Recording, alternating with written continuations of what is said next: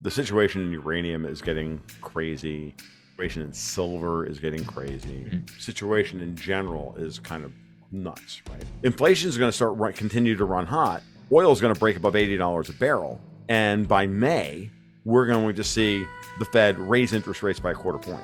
This is why we never sanctioned the Russian uranium. It's why we're not going to anytime soon. So what's going to happen is there's going to be a flood of investment into the uranium sector. I think watch copper. Watch for a breakout above $4. If copper gets towards your monthly close above $4, I think we'll go to $4.50 in copper quickly, and everything else will start to move alongside with it in the commodity space. The Nikkei is going to freaking 50 grand, folks. Like, get it through your head now. Nikkei is going up another 40 to 50% in 2024 to 2025. So I have a hard time answering questions like that, knowing that full well we could not even be a country in 5 years. All right, Tom, you and I spoke a few months ago, and you promised me the world couldn't get any weirder, but I guess here we are today. CPI number coming out at what, 3.4%? And that's not even the weird part, it coming out at 3.4%. But it seems like nobody can agree on what any of this means, by the way. So I don't even have a question, but it's just a weird spot to be starting the podcast at. So, take it away. Well, you're not wrong, Antonio, that I guess I did say that the world couldn't get any weirder. And then here we are in the first 10 days of 2024, and it's already weirding me out. We talk about the Great Reset, we talk about the Great Taking, we talk about this. It's a great acceleration. I think at this point, one of the things that I've always kind of thought about and bracketed a lot of my commentary on is to say, look, it's clear that that the people who are driving this bus, whoever they are, and that group is now multiple groups, and they're trying to drive the same bus, and they're fighting over who control the steering wheel.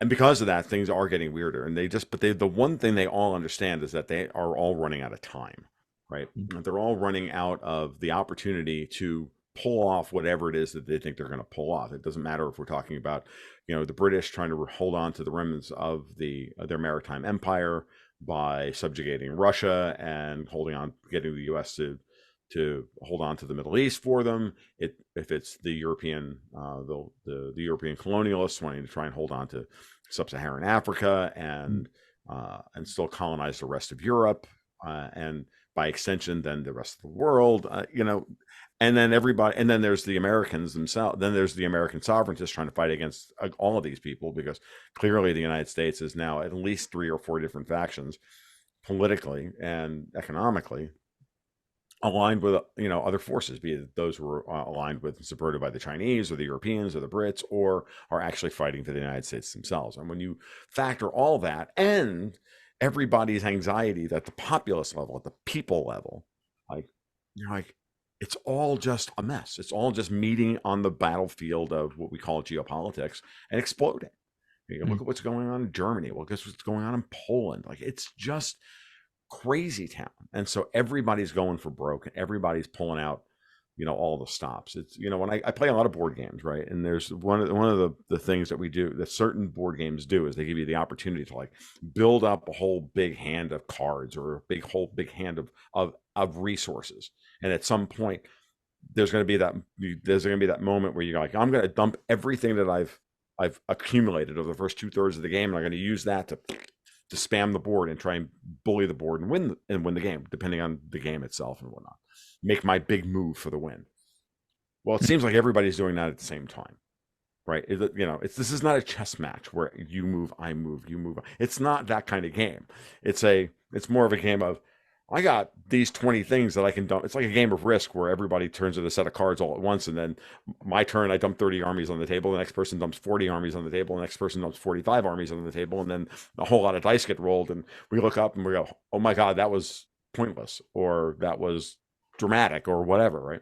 And I think that's the better way of looking at what's going on now. So the CPI report coming in slightly hotter than expected at 3.4% is hilarious, because it's exactly what I expected to see happen. I expected to see it happen earlier in the cycle, like during Q3, Q4 of last year.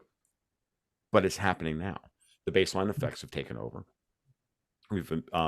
We've now manipulated down the price of oil and the price of gasoline domestically to mutts with the CPI to the point where now you can't push them any lower. So once they're that low, baseline effects take over, year-over-year baseline effects take over, and inflation has to start rising, which is just running headlong into Powell's desire to keep rates as high as possible for as long as possible.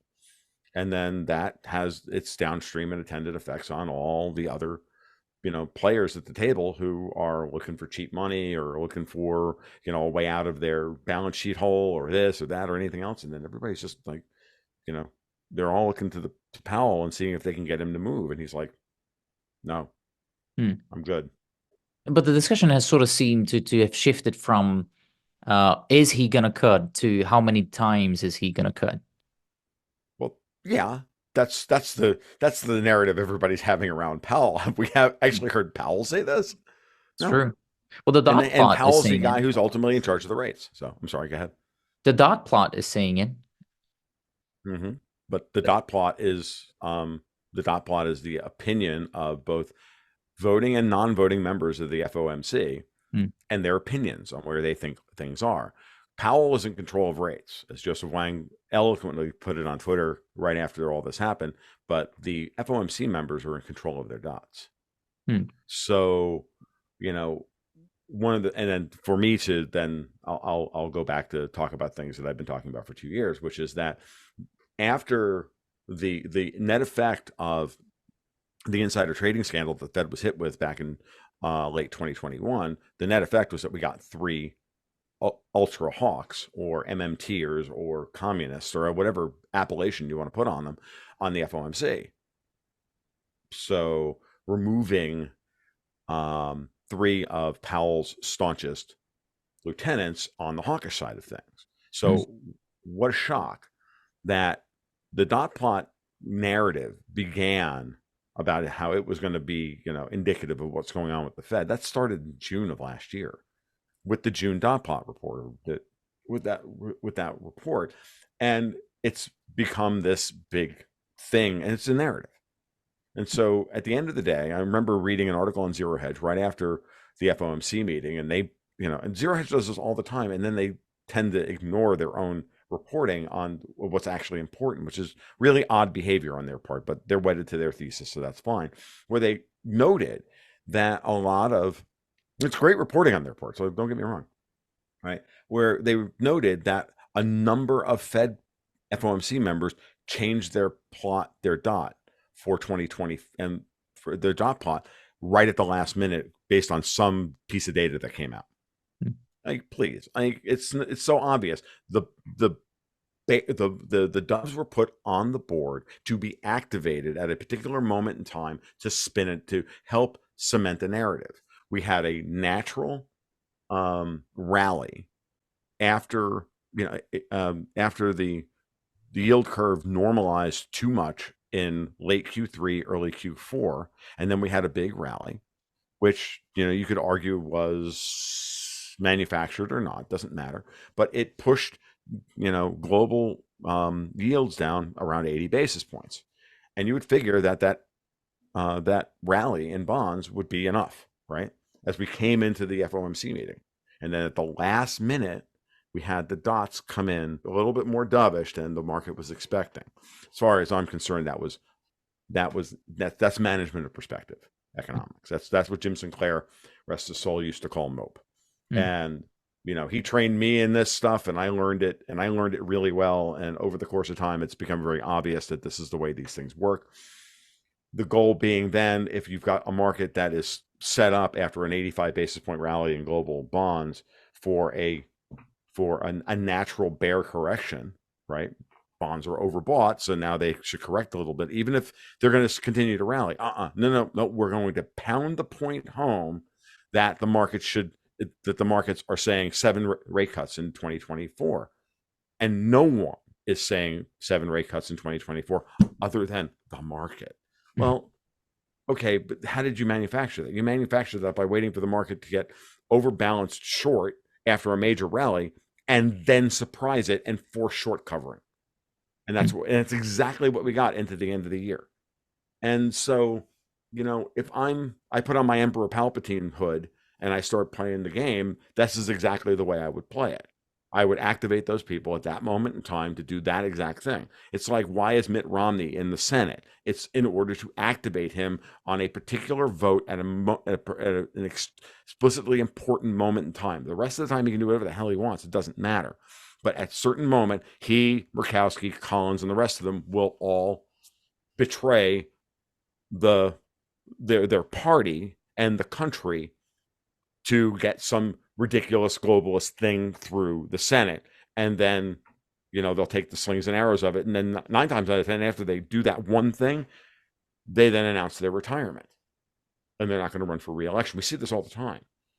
We all have to get better at seeing this stuff. But once you start to see this pattern, you can't unsee it. And then it's better to assume that pattern is what's it's just better to assume that that's the normal state of affairs. And then when it doesn't happen, go, oh wow, cool, that was something that was not normal, right? And it's what I call distrust but verify, right? As opposed to trust but verify, distrust. Assume that they're lying to you. Assume that they're running an operation on you, some kind of psyop on you, and then make them prove it that they didn't. And then when they didn't, you go, wow, cool. Right. Okay, that's interesting.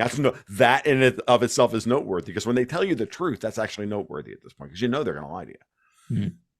To sort of summarize what this means to my 6-year-old brain is basically that this is about, and to put it decently, it's about managing expectations. You want to put it in internet slang. It's basically dot plot is it's one psyop. Basically, it's what it comes down to.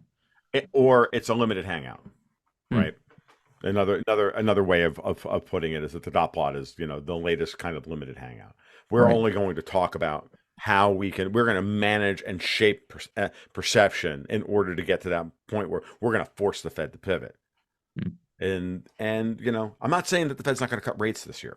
Okay, that's not what I'm saying. What I'm saying is that the Fed is categorically not going to cut rates 7 times. Like, that's just not going to happen. Not with Jay Powell in charge of the Fed. That's just not going to happen. What could happen is 3 rate cuts, and as many as 3 rate cuts. And I'm actually on the fence as to whether or not there are going to be any rate cuts. Right. I'll be I'll be normie for me. I'll give you my if everybody is normie, and then I'll give you my +1 sigma, my standard deviation. I'll be edgy, right? And I'll say, oh yeah, we're going to get 3 rate cuts, but we're not going to get the first one until September. Oh wow. Okay, that's edgy. The real edgy is to say inflation is going to continue to run hot.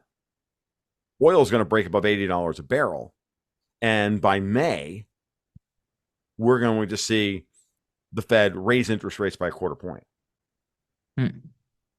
Okay, that's a really edgy. That's the 3 sigma scenario. Okay, and I don't know that I believe that, or that I put a high probability on that projection. I certainly don't. But if I had to put my base case, 2 or 3 rate cuts. I could even see just 1 rate cut in 2024. If inflation starts to come back, and we still continue to have a cost push inflationary environment driven by commodity distortions, right? Distortions of commodity supply routes, supply chains. Then why would anybody believe that this Fed, run by Jerome Powell, is going to cut rates? Unless there's a banking crisis of some form or another, unless there's a sovereign debt crisis that they're willing to respond to.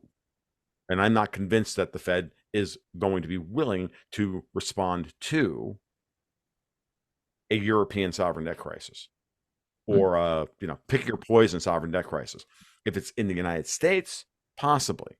Well, definitely, because then that will turn into a banking crisis.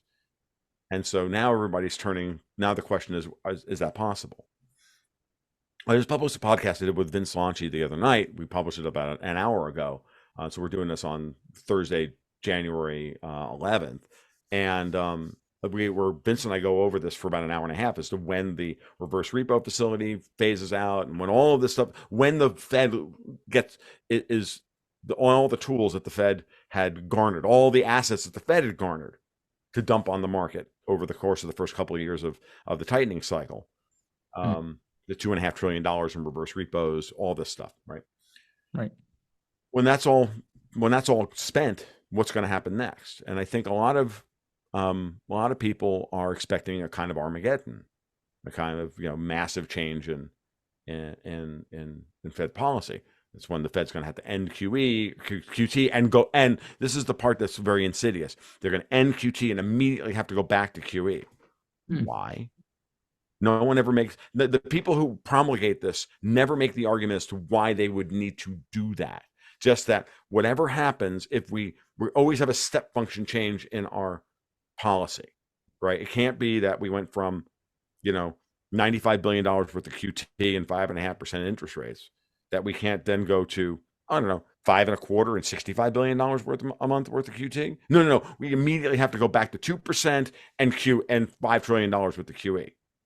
Like there's always this like binary, it's either everything or nothing. There's never a gradual, applying of the brakes, or in the case of Powell, hard braking and then gradual let up off the brakes, right? mm, As opposed, no, it's got to be he's braking, he's accelerating, he's braking, he's flooring it. He's standing on the brakes or he's flooring it, and there's nothing in between. And I'm like, that's really a nuanced analysis. mm, That at its core means that it's saying that you don't believe the Fed has any clue as to what it's doing. Zero clue. Not some clue, not a little bit of clue. No, zero clue. The bigger question is whether or not the Powell-led Fed actually has clue. mm, Not partial clue, not some clue, but like clue. Like mm, it knows what it's doing. And that's what I've been arguing for about 2 years now. And I'm arguing that because it's what needed to be done, as if you were a hard money Austro-libertarian running the Federal Reserve, like Alan Greenspan was supposedly, and no, he never really was. Alan was a social climber first and liked the trappings of being a celebrity far more than he stuck to his principles, which Ayn Rand, by the way, warned us of when he took the job. No, a real Austro-libertarian that would be in charge of the Fed, someone like the late Gary North or the late Murray Rothbard or someone like that, would say, no. After all this time, raise rates very quickly back to 5, normalize rates, let the market work it out, and don't give the market anything. And when the market screams for more insulin, or right for its type 2 diabetes and its metabolic syndrome, you say no, like work it out. No, it's time to go to the gym. It's time to stop eating sugar. It's time to stop doing the thing, and it's time to cure the disease that was the boom, mm. and that's exactly what Powell's doing. And by refusing to actually tell the markets what he wants to do, he's leaving the markets very, very unnerved. And so then you get these extreme reactions. You get a kind of extreme bond volatility, both up and down, Mm. It's as kind of funny. everybody tries to figure out what's happening. It's kind of funny when you mention that accelerating or braking, and that those are the only two options. Because when I was in college, we went to the Money Museum in Brussels, and there was a game that allowed you to control the supply of money and interest rates. And there was two levers, and you had to manage the economy with that. And then when you were only braking or only accelerating, then it always crashed. It always told you, oh, you went into hyperinflation or you went into whatever. And the only way to sort of play with it was keep those sort of in balance and work with them in either way. So sometimes you're pulling one lever while pushing the other lever a little bit, Mm-hmm. which sounds counterintuitive. It does. And this is kind of what Christine Lagarde is doing right now. Lagarde is stepping on the brakes and stepping on the gas at the same time, by continuing to do yield curve control in QE, internalized QE, while at the same time having raised interest rates. Hmm. Now, this is against Fed orthodoxy, is that you never step on the brake and the gas at the same time.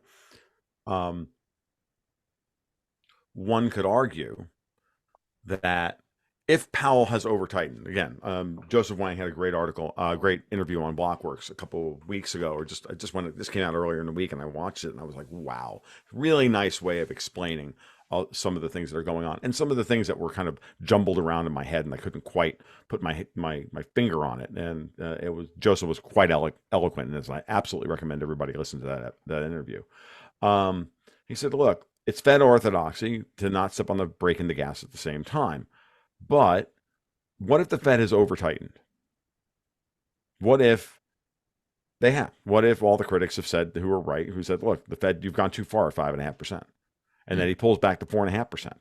Is that a loosening cycle, or is that a less restrictive cycle, or is that just the, have we gone from overly restrictive to moderately restrictive? But we're still a restrictive monetary policy because we're still above the quote unquote neutral rate, or the risk-free rate, whatever you want to call it, the neutral rate for the economy."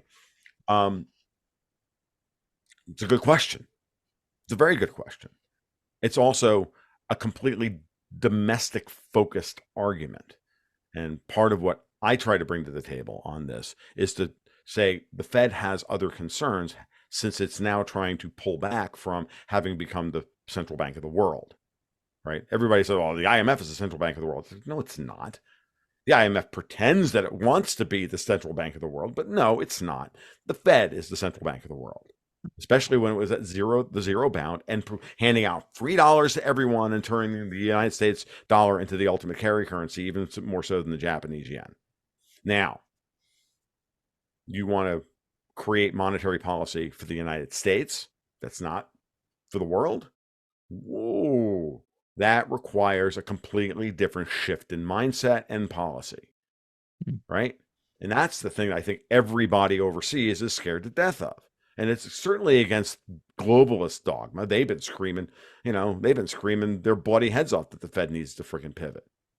Like, they're the ones whose ox is being gored here. They're the ones who are, being left bleeding by the side of the road. As far as I'm concerned, that's a good thing. These people are evil, and they're globalists, and they're the vestiges of 350, 400 years worth of European colonialism, and it all needs to end. And as far as I'm concerned, it's exactly what I would do if I were Fed chairman.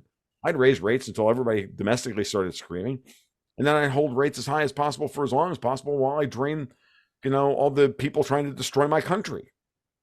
Like, it's not tough when you start to think of it in those terms.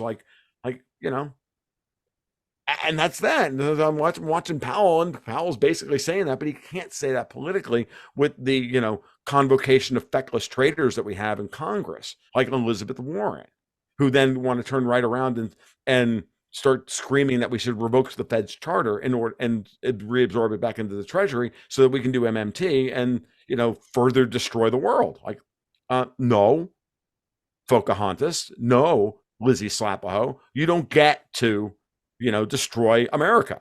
Sorry, and you can complain about it all you want, you narcissistic bitch, but we're not doing it. You're not that powerful. You're just in charge of the Senate Banking Committee. By the way, you won't be if I'm Jerome Powell and I'm Jamie Dimon and I'm the rest of Wall Street that they're literally trying to destroy, and hand the money and hand the control back over to City of London and Frankfurt and all the rest of these people. Be like, you know what? No, in a year, you're not even going to be in power anymore. We're going to put our people back in charge of the Senate Banking Committee. We're going to ram through the legislation that needs to be rammed through. We already did it when we were in control the last time, when we put SOFR in place, which is exactly what is now destroying the world. Now the world is literally having to look at the U.S. domestic repo markets to get their clues as to where interest rates are going, as opposed to the City of London through LIBOR. That's the fundamental change here. That's the thing that has changed everything about this cycle. And so many people just refuse to get it. Like, the world is beginning to index their debt to SOFR, not to LIBOR. Yeah. It's happening. It's already here. It just started in the United States, and now everybody's indexing to SOFR. And SOFR futures volume on the COMEX is higher than the Eurodollar futures market, which it replaced, ever was. And it happened within a year. And yet people, I had many people telling me, SOFR doesn't matter. I'm like, oh, really? That's cute. Globalist. Like, carrying water for globalists. Like, I'm supposed to believe you're a libertarian? Like, I'm sorry. And this is where I start getting off on a rant with which I know is entertaining and whatnot, but it's not particularly like it's not like heavy content, but it's important to understand that's what's happening, right? You've Because been this is the unspoken fight that's going on. Well, we're all supposed to be responsible commentators and talk about interest rates. Like, no, we have to talk about what interest rates mean and mm. who's and politically why they're important, because why else did they work so hard to like turn it into a central bank dominated world over the last 300 years? Is that Keep it still important. within your framework of this currency war going on, or is the currency war part of that framework? Oh, the currency wars are part of that framework, certainly. But it's an over. I mean, the And SOFR versus LIBOR is sort of an overarching theme, and the currency war is within it, or is it the other way Yeah, around? they all exist within that. Yeah, Mm. exactly. And again, I don't think that Powell is. I've said this before, and I'll say it again. I don't think that Powell is is is desirous of reinforcing and recreating uh, a U.S. dollar denominated world. Okay, I don't think that's what he's prepping for. I think what he's prepping for is a world where the dollar is less important. Okay, and what he's done so far, and this is an interesting thing, and it's something I've reported on in the past, and it took me a while to like really internalize it, because as I was going over my I was writing the post where I made predictions for 2024, but I had to first go back over the scorecard of what I got right and wrong in 2023, and I got more wrong than I got right. Things like the euro will drop to 80 cents clearly didn't happen. Dow 40,000 almost happened. Um, but the thing that I missed was, it wasn't that the euro was going to drop to 80 cents, is that the euro would be removed from global trade. Right. And I reported on it in other articles in the past, and threw it out there. And now I understand what happened first. When Powell started, in the big picture, here's the hindsight is 2023 thing when you stop to look at this. What Powell started to do when he started to tighten the markets, right, in 2021, is the first thing he did was he broke the bull market in the euro. The euro was trading at between $1.22 and $1.25. It broke. It's now been on a downward trend since then. Yes, it's kind of bottoming between $1.04 and $1.10, but it can't really rally off above $1.10. Every time it gets anywhere close to $1.10, it starts to fall off again. In the process, Powell's raised interest rates. Lagarde has had to, kicking and screaming, go along with that, implement yield curve control through the even more egregious yield curve control through the transmission protection instrument, right? But what happened during the sanctions regime of 2022, 2023 against the Russians is that the euro's market share for settling global trade outside the eurozone collapsed from over 30% of settling global trade outside the eurozone. This is a very important point. Outside of the eurozone to just 13% in a year, according to the Swift RMB tracker. Right? You can go look, and you can look that up. You go to just put Swift RMB tracker in any search engine, and you'll actually get the damn thing. It's amazing. And you'll see the numbers. Just go look at like last year's report from December and go look at the latest report from this December, and you'll see the numbers. They're right there in black and white. The euros dropped from 31.9% roughly of global trade. I'm doing this off the top of my head, so I may get the third significant digit wrong, but roughly 30+% to under 13% in a year. So we didn't have a de-dollarization in 2023. We had a de-euroization of the global economy, which actually then strengthened the dollar as a trade settlement currency. But at the same time, we saw the yen and the yuan and others start to take market share. We also started to see other systems, other messaging systems, see their volume rise. So not only did we have a reorganization within Swift settled, or Swift, where transactions where Swift has is intermediating, but we also had Swift lose market share. So Is it a lot of market share? No. Is it 1 or 2%? Yes. Is it the start of the process? Of course it is. But so the first stage of this is a de-euroization of the global economy, right?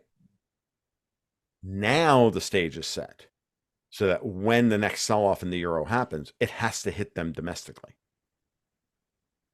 That's where we're going to see real inflation return to Europe, because they have to print money to buy energy, and Germany's in a recession, and at some point the whole thing has to start, because there are no carry trades, there's no trade settlement happening, there's none of this stuff anymore. And so at some point you have to realize that in order to get the radical collapse of the euro, you first had to get rid of the euro as a trade settlement currency, and it lose any form of what Martin Armstrong would call core status, right? Like you can't, like Martin's made the point for years that you can't have hyperinflation in a core economy. Like the United States is not going to go through hyperinflation, not until it's no longer a core economy, right? It's not going to happen. Too much of the world is settled in US dollars. Too much trade goes through the United States. It's not going to happen until the United States is completely dwarfed by other economic blocks or other economic actors. It's not going to happen. Will it happen in the future? Oh, very possibly. But today, no. It's still a core economy. Europe is rapidly being stripped of its core status.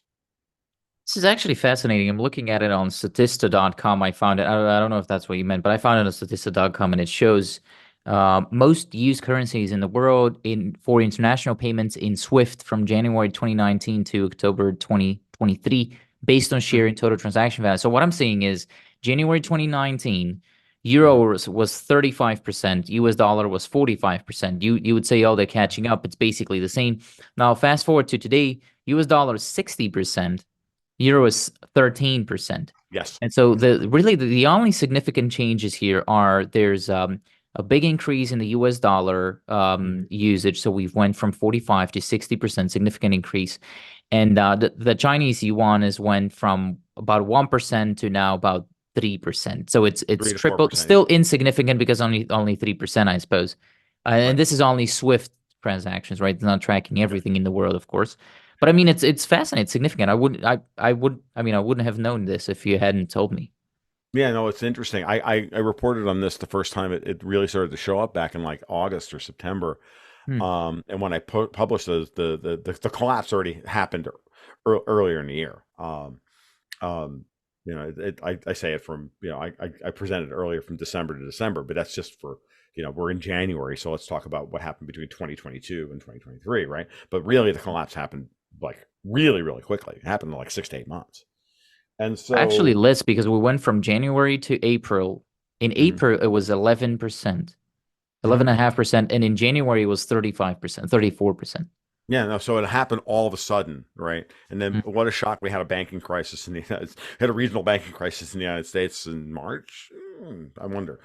These things are all like part and parcel. So, and part of it, and this is where you can make the argument that, the people who make the argument that Europe is a vassal state to the United States would say, see, the U.S. is, put sanctions on Russia and force the Europeans to go along with them. And then that killed the euro and blah, blah, blah, blah. I would argue, no, the euro killed itself by going to negative interest rates for 7 years or 8 years or whatever the hell it was. The euro killed itself by gleefully going along with the sanctions regime, and were the first ones to I was just writing some stuff up for Sputnik News. They asked me some questions this morning about this, the seizing of the Russian foreign exchange assets and then the taking them and then giving them back to Ukraine to fight the war. It was Brussels that started that, started that process back in November. And, with Belgium, openly saying they were coming up with a scheme by which to do this. And, the Europeans just had to wait until they figured out a legal way to put enough fines on the Russians for not paying their taxes or whatever to steal all their money. Yeah. That's legal. the way to justifying it. But you freeze the accounts, they can't pay their fees, and then you find the money and steal it all. Yeah. It's just, it's just legal. It's no different than they like. It's not like you don't see that same process happen here in the United States. It's the same thing. It happens all the time. It's like this is how they steal your money. Um, it's how the IRS steals homes in 49 states in America. Not Florida, mind you, but in 49 other states, that's how they do it. They catch you on a technicality, and then hand a bunch of fines. They hand out a bunch of fines to you, and then put a lien against your house when you don't pay them because you can't pay them. Then they steal your house. Florida, they can't do that, by the way, FYI, which is why everybody's moving here. Because we have a thing, because there's a thing in the United States called federalism. It still works, and the state law can turn around and go, you know what? Well, you can put a lien against the house, but you can't take it from them. But so it's true. You can't have your house stolen from you by the IRS. You can't sell it until you settle up your debt with them. But if we're all headed for a civil war, and like the United States isn't long for this world, as everybody seems to think is happening, don't pay your taxes now. I'm not saying you should do this, but hey, you want to tempt fate, or you're already in Dutch with the IRS. Like, well, don't pay them and just wait them out, because you may not ever have to pay that debt. Right. So, because Florida may secede before that ever happens. The interview. I'm not saying that you should do that. This is not tax evasion strategies or anything like that. I'm just saying that there are, and this is part of the reason why all the drug dealers were here in Florida. After we put the Save Our Homes thing in place, they all moved here, and then they made their mansions and their drug mansions, immune from being stolen from them by the IRS. So. This has turned into an advert for Florida, and I kind of like it. Never been though, but the interview you were mentioning with Joseph Wong, I actually watched that too. And I think you obviously you don't agree on everything in there, because I think so for example, he was talking about he said there's not going to be a recession. He said that there's no significant probability for a recession or something along those lines, which you do agree with him on. But he said that what he called was about $2 trillion of helicopter money is still being dropped every year. So how do you have a recession while this is happening? Which is something that you wrote about as well. Yeah, I did. I wrote about that after I sat down and listened to Joseph's argument, and I was persuaded by it. I'm not going to argue. I'm not going to lie here. I couldn't figure out what I was missing, and what I was feeling. I was feeling really unsettled about a lot of this stuff. I hadn't really, Christ, how do you handicap this, right? And then he kind of just, let's get back to basics, and let's get back to first principles here. If the government's spending two extra $2 trillion more than it has, then it's taking in the tax receipts. Well, I got news for you. It could be hard when GDP is nothing but gross national spending. Then, from a technical perspective, it would be very, very difficult to get a negative GDP print when you can just spend your way out, when governments are still spending their way out of these things. It doesn't mean that we've got that it's good and productive spending. It doesn't mean that it's, it doesn't mean anything about the quality of the spending. I make this point all the time. GDP is a very, very imperfect measure. It's the best we have, but it's still garbage, right? Because it literally says nothing about the quality of our spending. We can, at the end of the day, if 30% of our spending is government expenditures, like that's not a ringing endorsement of the quality of our spending. No. Not when you got $20,000 toilet seat lids over at the DoD, and the fuselage panels flying off of Boeing airplanes. Like this, this is not. We're clearly not spending the money on the right things. Every time I get in a car and I drive over a bridge, I'm like just waiting for it to turn into a Roman Emmerich disaster movie with the bridge like falling apart behind me as I drive across anymore. Because I'm like, I'm taking my life into my own hands crossing the freaking river and not using a boat. Like, like. So this is not only an advert for moving to Florida, but also an advert for not moving to Alaska, because that can only happen in Alaska. So, we spent New Year's in Tennessee, and I had to drive across the Tennessee River a couple of times, and I was looking at this bridge going, I don't know this bridge. I ain't ever been across this thing before. And this is an age-old thing with me. This goes back to when I was a kid, because I've had I had a weird fear of bridges since I was a child, and it's part of it just because the West Side Highway fell down in in in New York in 1976, and I Mm. apparently was really freaked out by this as an 8-year-old. To have like like have an entire section of highway just fall down, Mm. just collapse, right? And since then, I've been, you know, I remember I took the Skyway across Tampa Bay once. I'm not doing that again. I drove across the Chesapeake Bay Bridge once. I'm not doing that again. Just not. These things are just not happening. So, I'm just not doing it. Sorry. What's a It's a weird thing with me. this helicopter money though? Where what sucks up that? What part of the market sucks up most of that helicopter money? Because you said it's not going to be bonds, commodities. I mean, what happens? What's going to benefit the most from that? Well, it's going to be whatever the federal government decides to spend the money on, right? And how that translates through the economy. It's going to go into people's pockets, and people are going to spend. Mostly, it's going to go into the at this moment in time, it's going to go into wherever people are putting their paychecks on a regular basis. It's still going to go into stocks because people are still contributing to their 401ks and their IRAs and everything else. And then the rest of it is going to go into, base spending and potential debt reduction, depending on how things work out, right? Mm. At 5.5%, you're going to have, you're going to have people, 5.5% Fed funds rate and 22% credit cards. Like, I don't see people, pushing that. I mean, unless they can't make ends meet, they're going to be financing their life on the credit cards. So yeah, you're going to have, we're going to see and we already have seen it. People move down the value added stack, right? Like the extreme example is, okay, billionaires are going to buy fewer yachts, and people are going to buy fewer third luxury trucks, right? And the rest of it, they're going to move down the value stack back towards base commodities, second, and third order goods. That's what they're going to do. That's Mm. invariably what always happens in situations like this. And that's what I mean by a potential for commodity cost plus inflation. If you are at a situation where, inflation is eating up your disposable income and the government is printing stimmy checks effectively to keep the economy from collapsing, then the money is just going to flow into basic goods and services, and it's going to cause food inflation. And we saw that in the CPI number this morning. Yeah.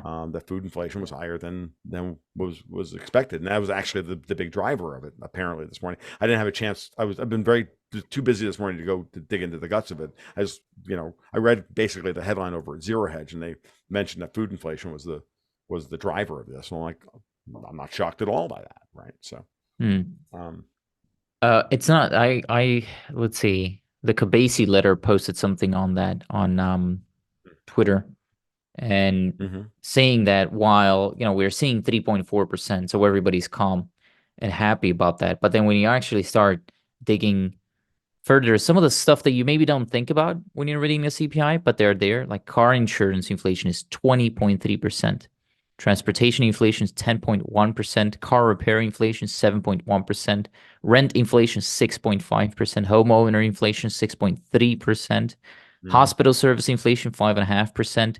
And then food away from home, 5.2%. And So, that's at 5.2% after, rising 30% over the last 2 years or whatever. I don't y- know about you, but going out to right. eat is like ridiculously expensive. Hmm. Uh, it's $20 a plate now is like breakfast in the Hmm. United States. It's just insane, right? So yeah, it's not cool. And I mean, this is even in mom and pop places in the South here, it's like finding a halfway decent breakfast for less than $12. Then tip, then tax.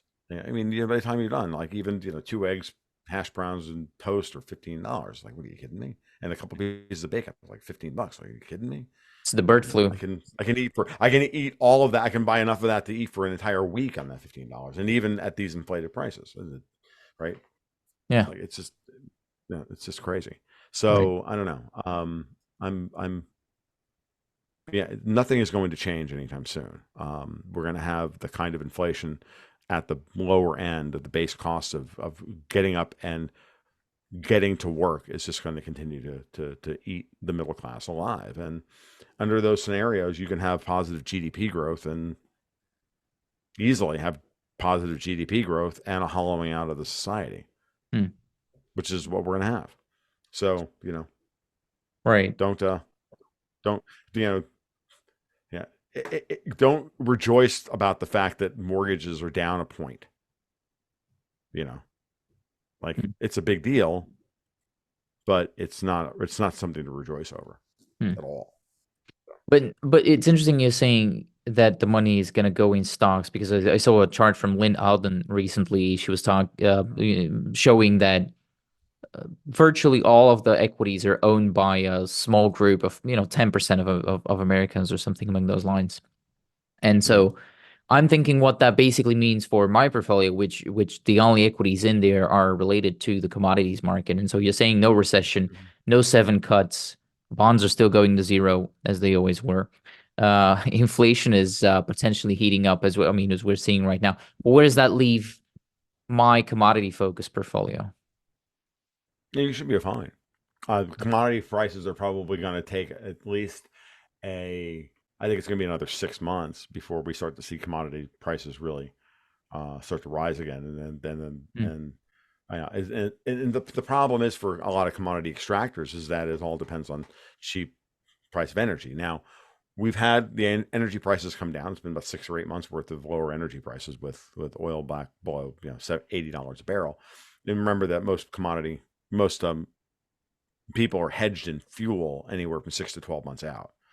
So you gotta remember that there's a significant lag effect on Hmm. the bottom lines and the cost of goods sold for a lot of producers, gold miners, doesn't matter what it is, oil extractors themselves, shipping companies, whatever, because they've hedged their fuel costs out in time, so they may still be paying, 100. They may have still been paying as much as $100 a barrel, as early as a couple months ago, right?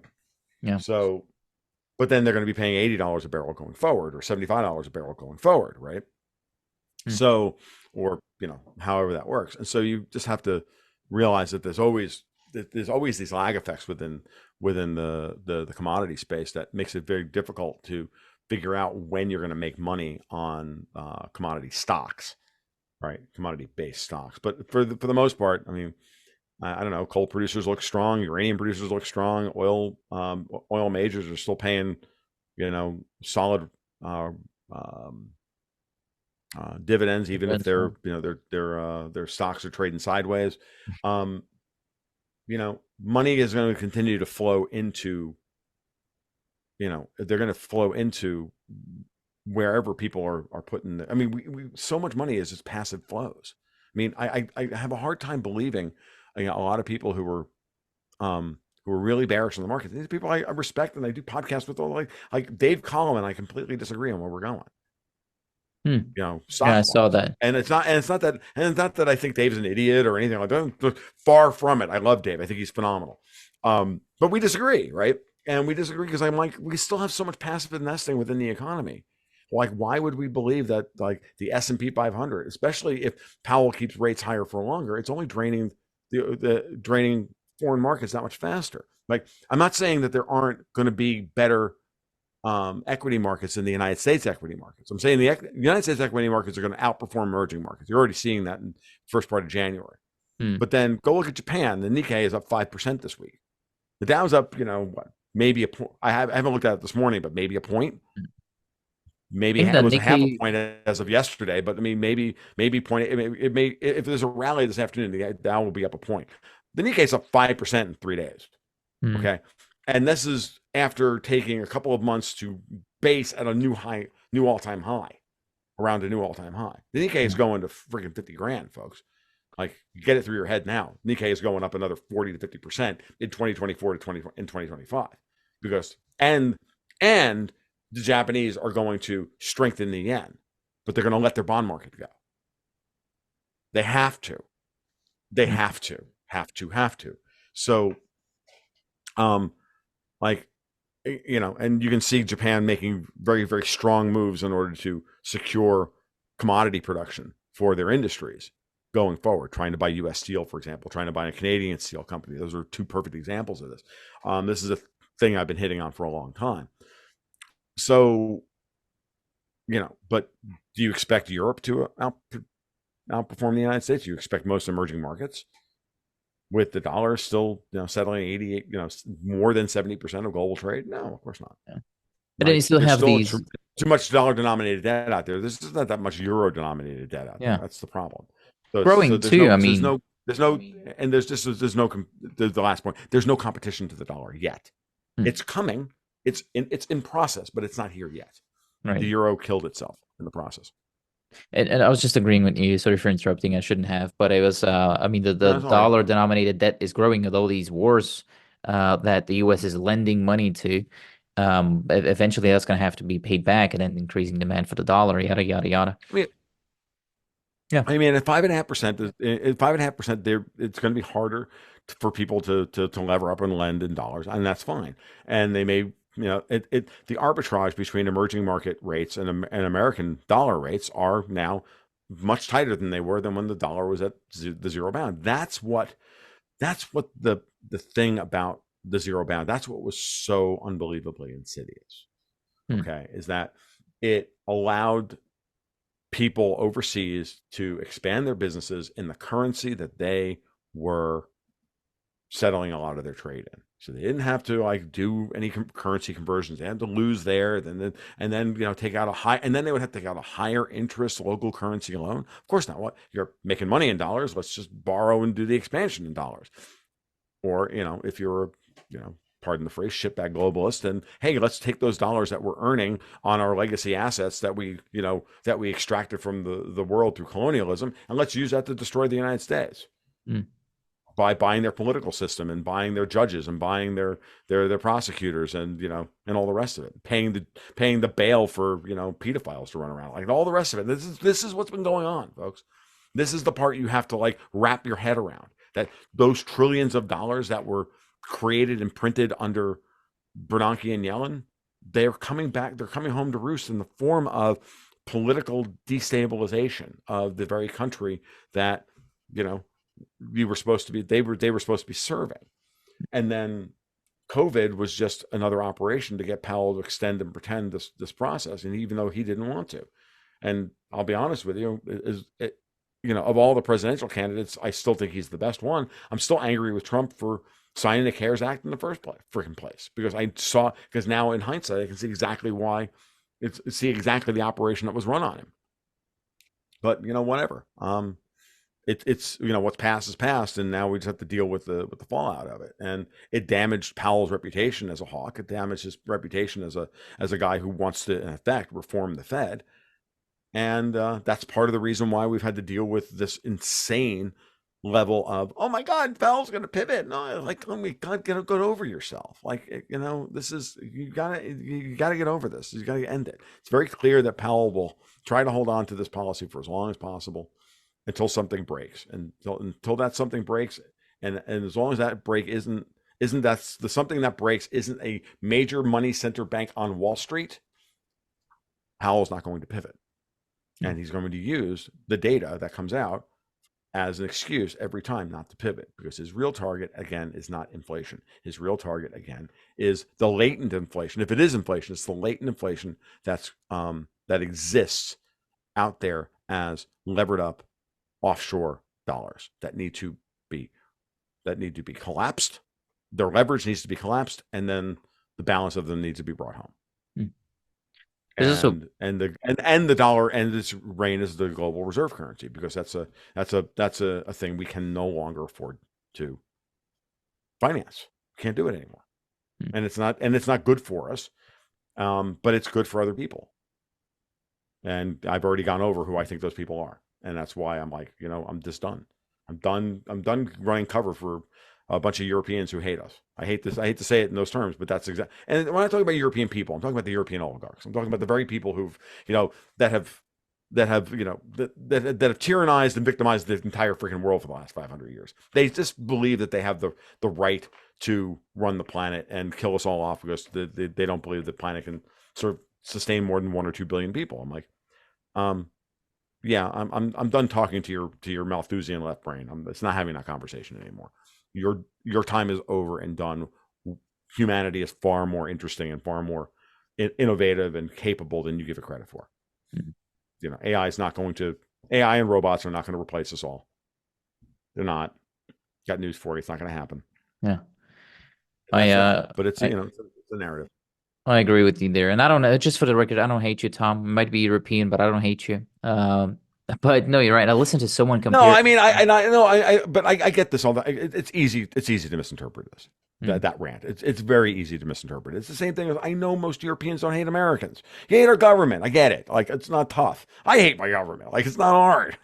We have that in common. Come over. We'll have dinner. We'll break bread. We'll drink German beer even, and have a and I'll introduce you to bourbon. You introduce me to another German beer I haven't had, and we'll break and we'll have we'll have Italian food for dinner and prime Mm. rib, whatever. I don't care. Let's just do the thing. But we're people first. It's the oligarchic mindset that we're fighting. It's that tyrannical impulse of these people who think that they have the right to control us. That Mm. we have to parse their. That's whose moves we're parsing here. Mm. Okay, and I'm like watching the protests in Germany, and I'm like, yes. I'm like I can't say nice enough things about it other than to say it's like the Canadian truckers, the Dutch farmers, and the yellow vest had a dark beer swilling baby that's and I love every minute of it. I think it's great, and that's, by the way, that's a compliment. Like it's a brilliant thing to see it happening at this moment in time. It's like a loaf of pumpernickel in one hand, a dark beer in the other. And I'm like, yeah, no, that's it, that's enough. And I won't do a bad German accent, but yeah, no, I want to see this. This is exactly the kind of thing we need to see, because what would be your biggest black swan of 2024? It would be the failure of the German government Mm. and the attendant effect on bond prices, the euro, this everything. If the traffic light coalition in Germany were to be wiped out, and a populist uprising in Germany in Germans' favor, in favor of the German people to take root there, and what that would do for the EU and what that would do for everyone. It would be the biggest signal imaginable that the Great Reset, as envisioned by Klaus von Kamischnitzel and Yuval Harari and all those like bloodless vampires, that's gonna fail, and that humanity can like weather the storm and start rebuilding what these people have broken, and that's where we are.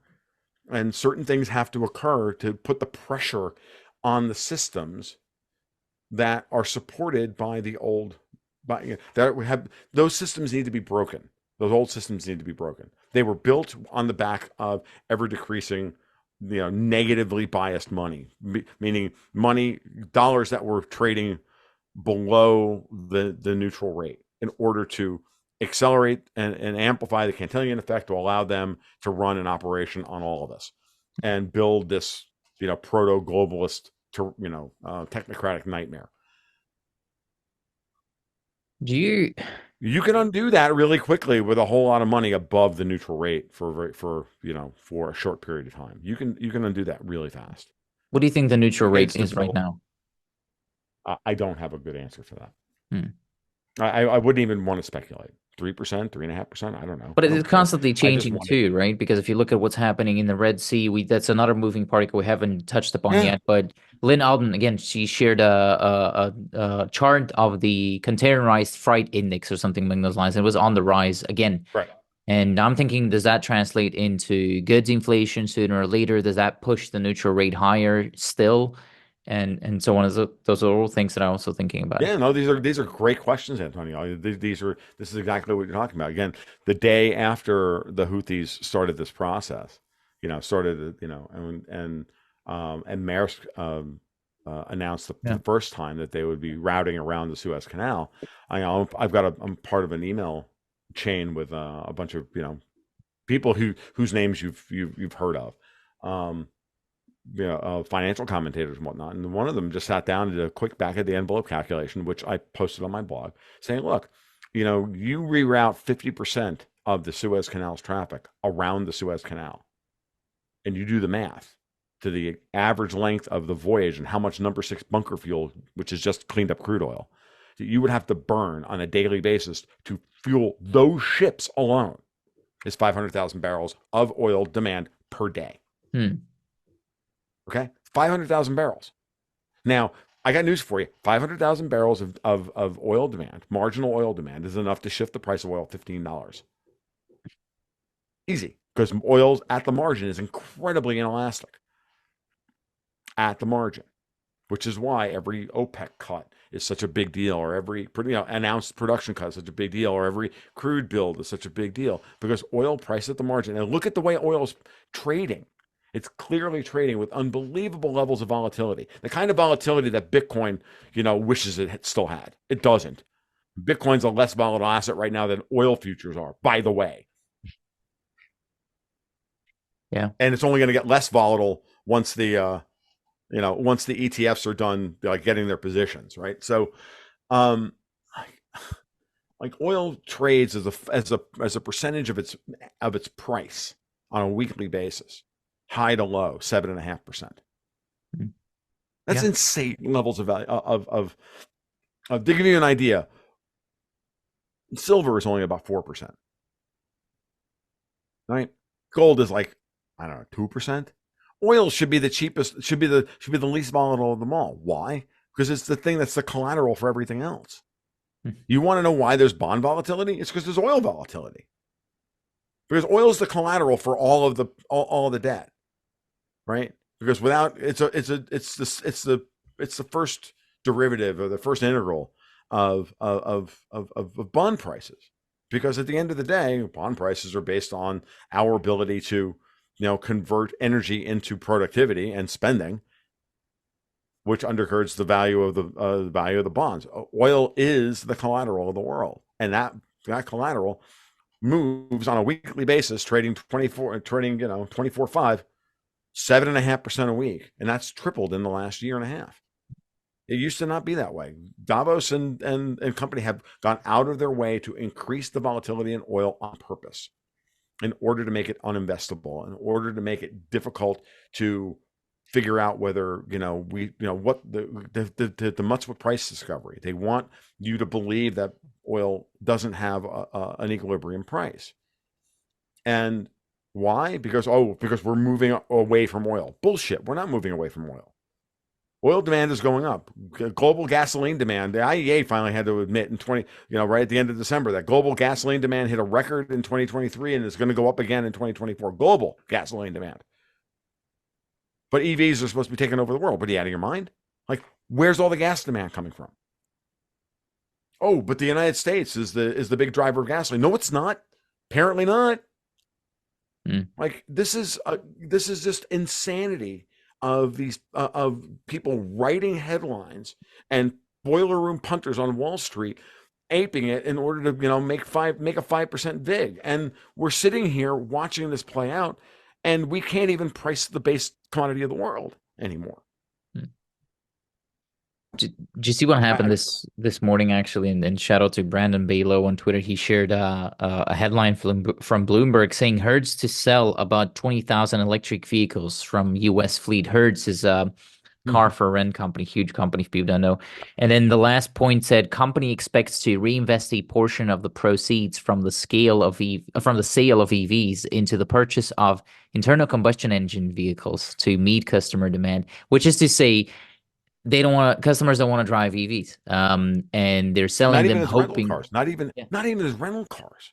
Yeah. We don't want to drive them, especially in the United States. Like, I no offense, you're European, and Europe is a much different place to drive in than America is. Sure. This is just reality. This is geography. You got 800 million people crammed into, a place half the size of the United States, which only has 350 million people, right? Think about that for a second, and think about how, when Europeans come over here, they're like, my God, how do you guys I have European friends that come over and they're like, hey, let's go visit my friend. He's an hour and a half away in Jacksonville. An hour and a half? And that's at American highway speeds, which is in Florida is 90. They're 150 miles away. We don't care. We just hop in our car and drive down to Orlando, which from my house is, 120 miles in an hour and 45 minutes if Mm. there's no traffic, right? Yeah. Like, I didn't even think about it. Like, America's big. You can drive from Key West to the Alabama border. It takes 14 hours. Mm. Okay, that's the state of Florida. It's insane. You Mm. drive across this country, it's 3,000. You know, it doesn't sound like much, but we the roads are wide, flat, and straight. That's why American cars don't handle. It's why they don't need to handle. We don't care. It's why we're willing to put 500 horsepower on leaf springs. We don't give a shit. Boom, right? And we do. We put 500 horsepower on leaf springs. They just happen to be on trucks, right? Yeah. As opposed to or 450 horsepower on leaf springs. Right? What And kind of even car do most you have trucks now again? have coils. Because I think you bought I an have a Nissan Frontier, and guess okay. what? It's like 260 horsepower on leaf springs, like you know, and a manual transmission. Like it's not even funny. So, Hey, that's um, not typical for an American and a manual transmission. my wife drives an Armada. Like, are you kidding? Like, it's I'm not even kidding. Like, drives an Armada, 400 horsepower on leaf spring, you know, barreling down the road at 16 miles of the gallon, and you know, we're driving the couch to work. I get this. This is we spend so much time in our cars. Our cars, it's just a different world, and Yeah. you're never going to get the Americans to give up their cars. It's not going to happen. And the American economy will never run on electricity. It will run on oil. It will not run on coal. It'll run on oil. You know, most electricity is generated by coal. You saw from India the other day that they're going to double their coal-fired electricity capacity by 88 gigawatts. Giga 88. Uh, uh, gigawatts in coal. Like Modi is literally on the like a week before Davos is like, nope, we're doubling our coal-fired capacity to run our electrical grid because we're not dumb, you know.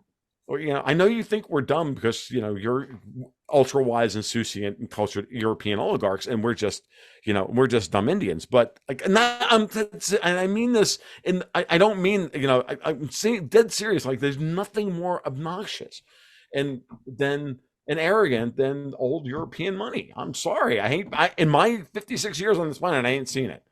Like I've seen some pretty arrogant people, but I ain't seen that because these people are literally trying to take over the world and make everybody else live like they do, or they think you should do. And I'm like, no. And the rest of the world is going, you know what? No, I'm building coal plants. The Chinese are building a mix of coal and natural gas and nuclear. Like it's happening. Like and only the Germans are the ones you know killing off, and even the Germans are having to like get rid of wind farms and put you know coal powered plants up on the board. And here in the United States, we're shutting down coal fired plants and buying up farmland and sticking solar panels on them in North Dakota. Like, what are we doing this for? There ain't no sun in North Dakota. Mm. I mean, you can barely make solar panels profitable in Florida, right? In Arizona. And we're gonna run the no. It's clearly an operation to make us not energy efficient, to destroy our lives, and to bleed off what these people consider the excess population of the planet. And Mm. everything else is just it's just smoke and mirrors. It's just advertising, you know, it's just marketing. Yeah. So We're just mad that everything is sorry bigger for that. in the Sorry for US. that one. Like I don't know, you know. I don't mind. And also I'm a Slavic hillbilly, so I don't get I wish some days I wish I was old European money, but fortunately no, not the case. But Yeah, I no, it's mean, a I'm when second we generation Italian immigrant. Like, you know, my dad was a cop. Like, you know, I'm not I anything. can see I that. grew up lower middle class like everybody else did in this, you know, like most people in America did, you know what I mean? And What, back to oil, I suppose, because that's what we were talking about. Is that sort of your number one commodity for 2024? Is that too short of a term, or like what do you make of it? God, no, it's hard to say. I think, you know, we have to just start looking at I mean, the situation in uranium is getting crazy. The situation in silver is getting crazy. Mm. The situation, I mean, the situation in general is kind of nuts, right? I think we may have to, you know, put the grand dreams of cobalt and lithium on the back burner for EVs. I think that's. I mean, I see EVs having a place in the future. I just don't see them replacing the internal combustion engine. Certainly not in the global south. And certainly not in like South America and Africa and Southeast Asia. That's just not happening. Um, and certainly not in the United States and in Canada. Like Canada's enormous, and there's no people there. Like so, but oil could easily stay between $75 and $90 a barrel for most of the year. And it would keep inflation relatively low. It would keep gasoline prices here in the United States relatively low. I think from a political perspective, that's exactly what everybody wants. Whether or not that will happen is a different story. I don't have a good handle on this at this point. But what I can say is I would just watch copper. And I've been thinking about copper for a while now. Copper through a nice quarterly reversal into Q4, settling above $3.90 a pound. I think copper above the $4 a pound Maginot line is then telling you that we're going to get real inflation in the industrial economy globally, and that because you can't hold it back. It's either that or war, right? It's either that or we get into a global war scenario. But copper prices are starting to give us that classic Dr. Copper signal that we're going to get inflation at some point. We're not going to get inflation in the United States, for example, until we've had 4 solid months of a rise in the price of wholesale price of gasoline. Right now, it takes about 4 months worth of aggregation of the CPI, of the rise in the CPI on a monthly basis, to reflect the rising price of gasoline. The two are directionally linked.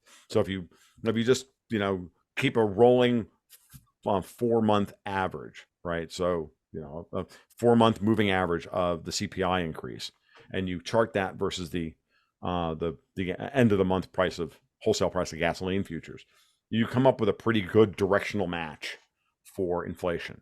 And at some point, that relationship is going to break. But since COVID, that relationship has been in place. It shouldn't be in place. Pre-COVID, it's very clearly there's no relationship between gasoline prices and inflation. But post-COVID in a commodity, it's like the best way to describe the commodity cost push problem, right? So that when we're under that kind of regime, you can almost use that as an indicator. And it sometimes it may be 4 months, or maybe 6 months, but it's going to be that the wholesale price of gasoline and inflation are going to rise and fall together, right? And I've published that chart before, and I think that that's a good layman's indicator for what's happening. So I don't expect inflation to start returning until we start seeing a real uptick in the wholesale price of gasoline, which we're not getting. We're sitting here early days of January, and we're sitting at $2.15 a gallon. So it's nothing. We get above $2.30 a gallon, and we get above $2.30 a gallon for a couple of months, and now that's going to start to show up in the CPI about 3 to 4 months later. And so under that regime, if inflation's not showing up, that means that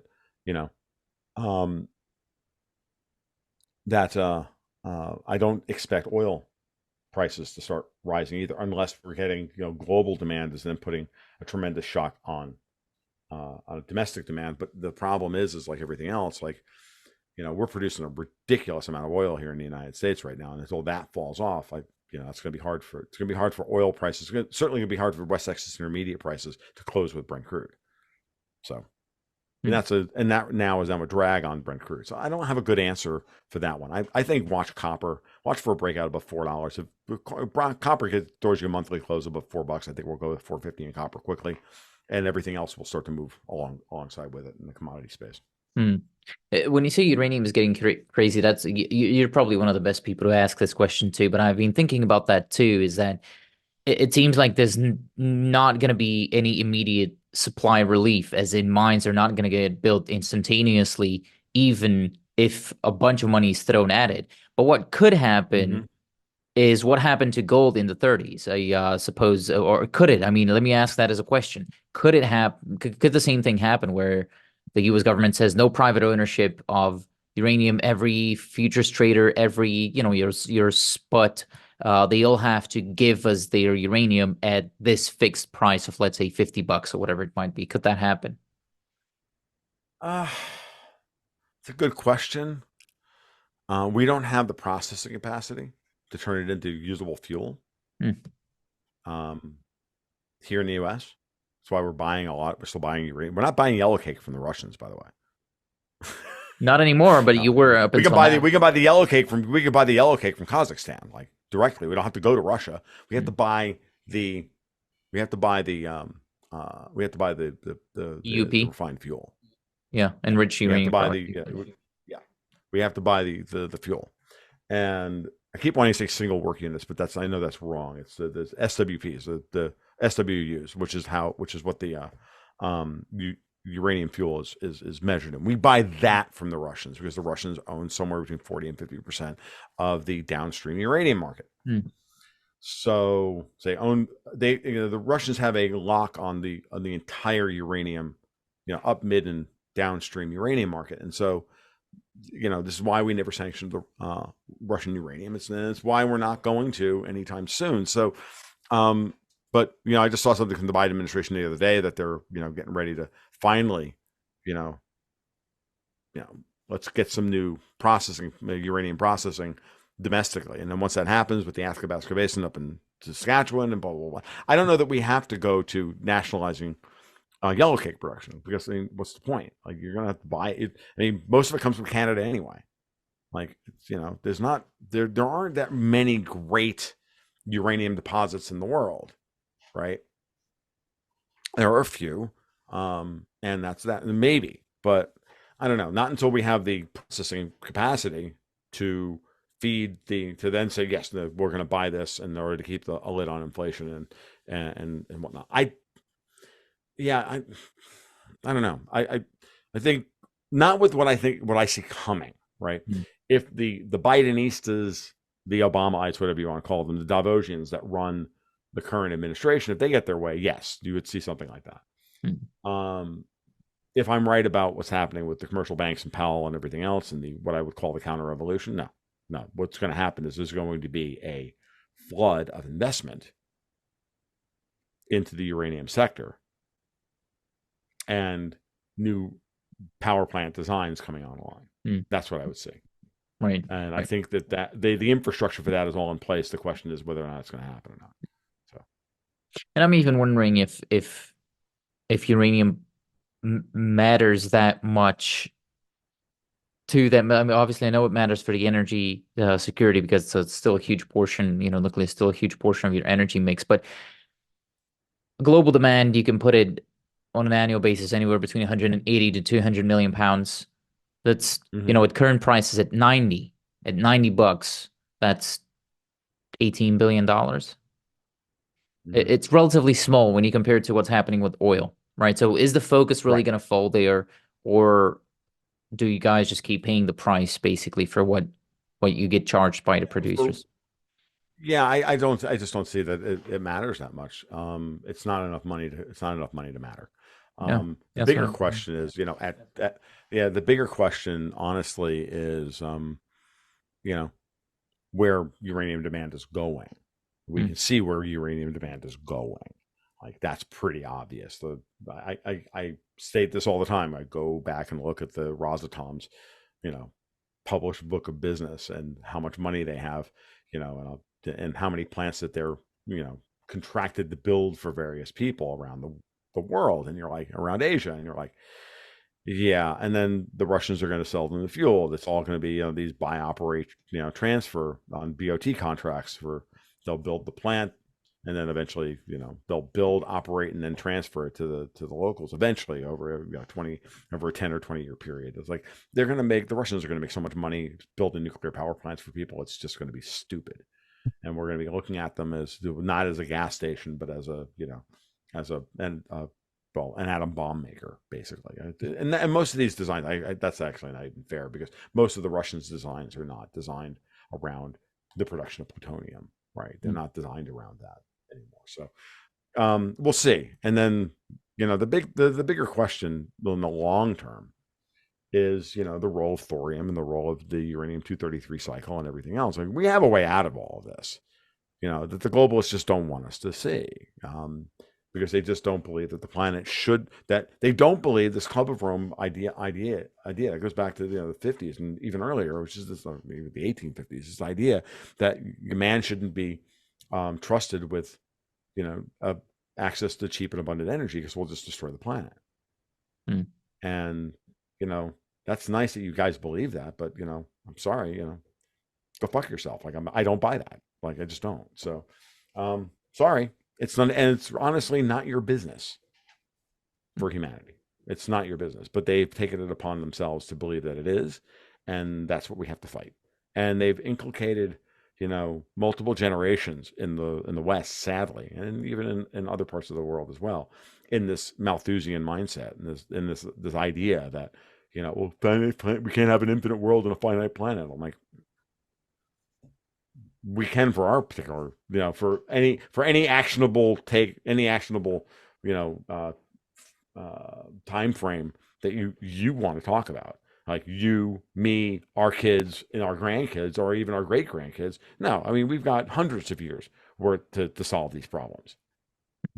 Like, these people act like every ton of oil, every ton of iron we pull out of the ground is lost after it's been turned into steel, because they don't understand the conservation of energy. They don't understand the conservation of matter and energy. Like, iron's not destroyed when it's pulled out of the ground to turn into steel. It's just pulled out of the ground to turn into steel because it's cheaper than reforming this, than digging the steel up out of a junkyard. And like, it's just dumb. It's just really dumb. I don't get it, Anthony. I really don't. I just don't. I don't understand.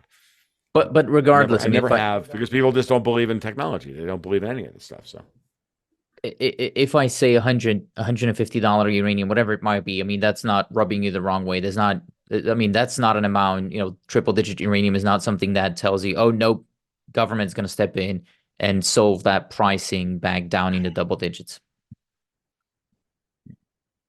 It might if it happens in the short term. But how do you mean?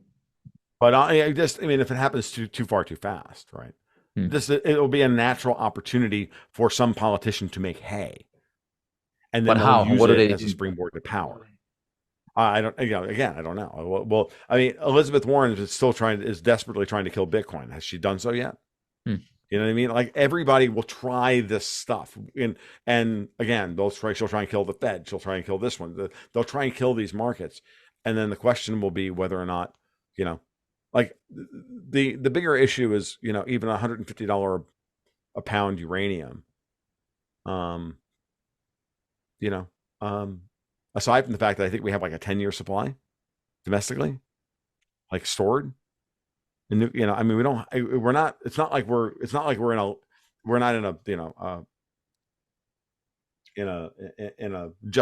Keiretsu, style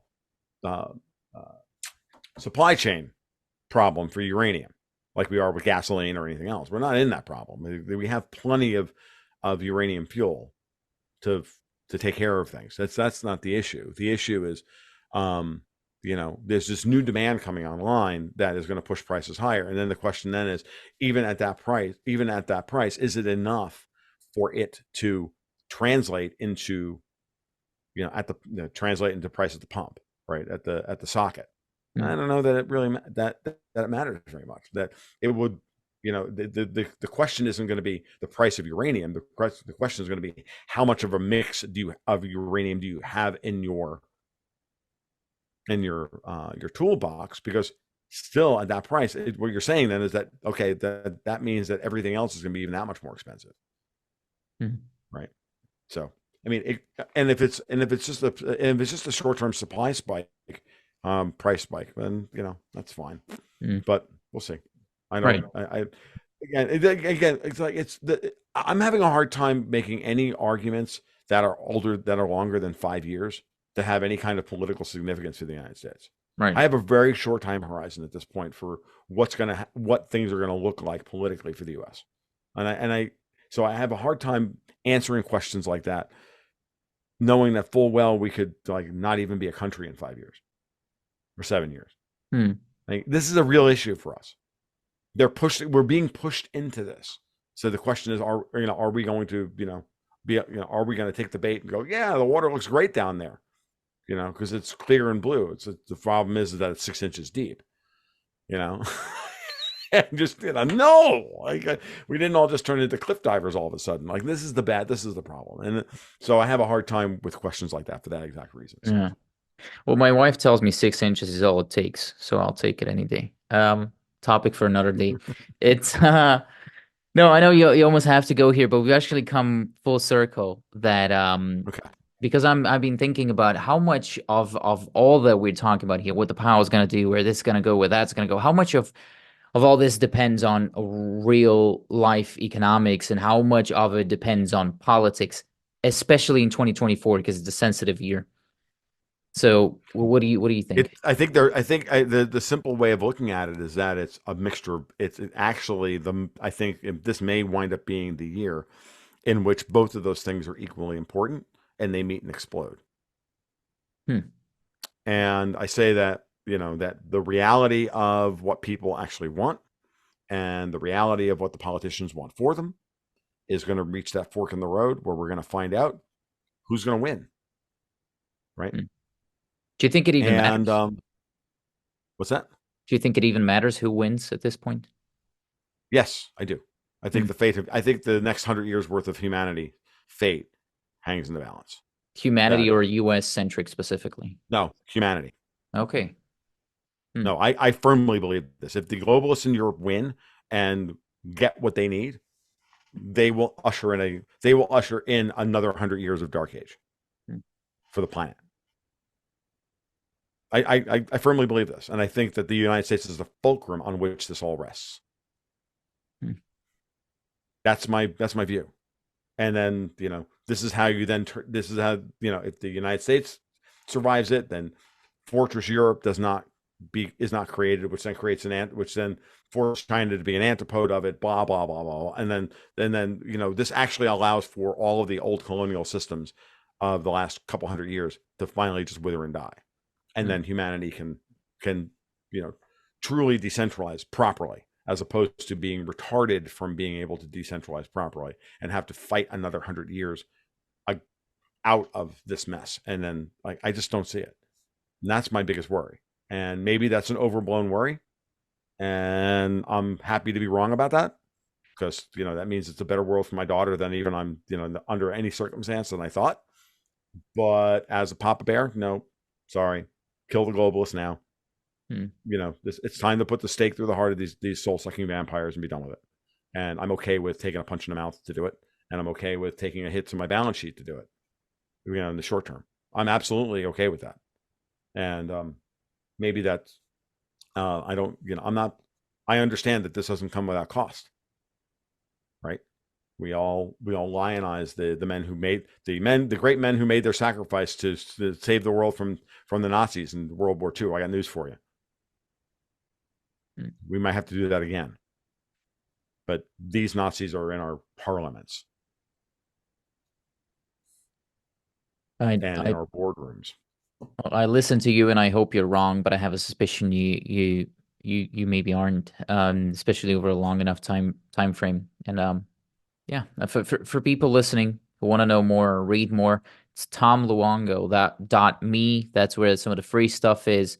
And if you want the newsletter, that's $12 a month at patreon.com/gold, goats, and guns. And Tom, thank you so much for sitting down with me today.